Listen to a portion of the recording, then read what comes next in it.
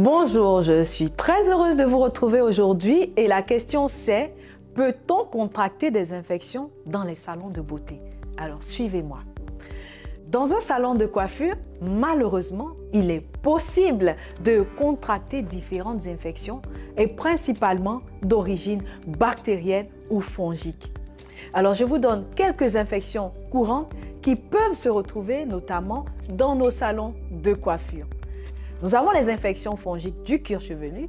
Ces infections fongiques telles que la teigne, qui est une dermatophytose, qui peuvent se propager d'un outil à un autre. Des serviettes qui ne sont pas propres du tout et elles peuvent provoquer des démangeaisons, des rougeurs, des squames, des plaques chauves et des cheveux cassants.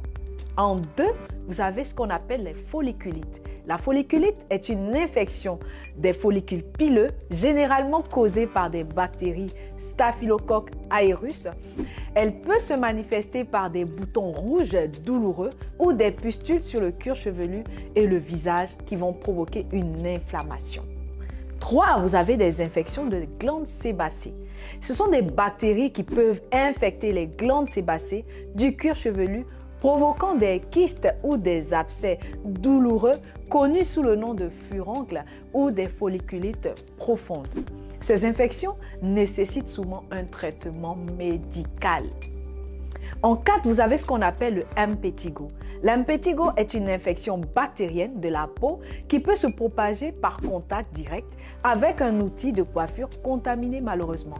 Et elle peut se manifester par des plaies rouges, des ampoules, des croûtes qui démangent et peuvent s'infecter.